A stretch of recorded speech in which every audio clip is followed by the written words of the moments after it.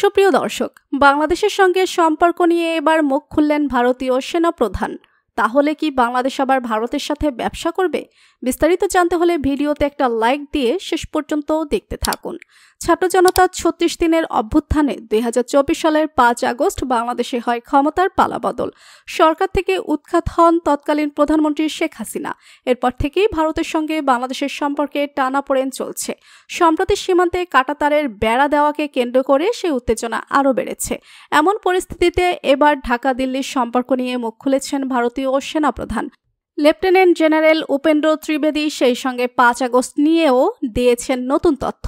নতুন বছরের শুরুতে দেশের প্রথম সারির একটি গণমাধ্যমের সাক্ষাৎকারে সেনাপ্রধান জেনারেল ওয়াকারুজ্জামান ভারতের সঙ্গে বাংলাদেশের কৌশলগত গুরুত্বের বিষয়ে মন্তব্য করেন। তিনি বলেন, ভারতের সঙ্গে দেওয়া নেওয়ার সম্পর্ক হতে হবে ন্যায্যতার ভিত্তিতে। ভারত আমাদের গুরুত্বপূর্ণ প্রতিবেশী, আমরা অনেকদিন থেকে ভারতের উপরও নির্ভরশীল, আবার ভারতও আমাদের কাছ থেকে সুবিধা পাচ্ছে। ওই সাক্ষাৎকারে ওয়াকারুজ্জামান বলেন, ভারতের সাথে ন্যায্যতার ভিত্তিতে সুসম্পর্ক বজায় রেখে চলতে হবে।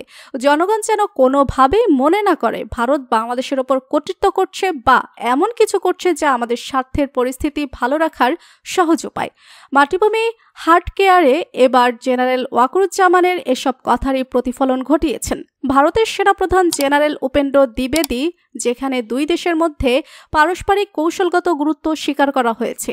তিনি বলেন, বাংলাদেশ আমাদের কাছে কৌশলগত গুরুত্বপূর্ণ, আমরা প্রতিবেশী, আমাদের একসঙ্গে থাকতে হবে এবং একে অপরকে বুঝতে হবে এবং নিঃস্বার্থে বাংলাদেশ ও ভারতের মধ্যে কোনো বৈরিতা নয়। ১৩ই জানুয়ারি ভারতের সেনাবাহিনীর বার্ষিক সংবাদ সম্মেলনে দেশটির সেনাপ্রধান এসব কথা বলেন। তিনি বলেন, বাংলাদেশের খুব ছোট্ট একটা অংশ ছাড়া পুরো সীমান্ত জুড়েই রয়েছে ভারত। এমন কোনো কিছু করা উচিত না যাতে আমাদের সম্পর্কে নেতিবাচক প্রভাব পড়ে।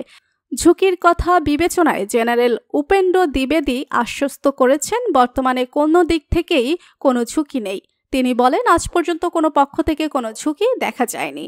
এ সময় তিনি ৫ আগস্টের পথ পরিবর্তনের বিষয়টিও উল্লেখ করেন। জেনারেল দ্বিবেদী বলেন, ওই পরিবর্তনের সময়ও আমি বাংলাদেশের সেনা প্রধানের সঙ্গে যোগাযোগ রেখেছিলাম। এরপর গত ২০ নভেম্বরও আমাদের মধ্যে একটা ভিডিও কনফারেন্স হয়েছে। দুই দেশের সামরিক বাহিনীর মধ্যে সম্পর্ক স্বাভাবিকভাবেই চলছে। সংবাদ সম্মেলনে সামরিক সহযোগিতার বিষয়ে তিনি বলেন, দুই দেশের সম্পর্ক শক্তিশালী রয়েছে।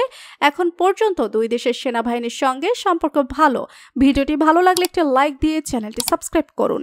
ধন্যবাদ।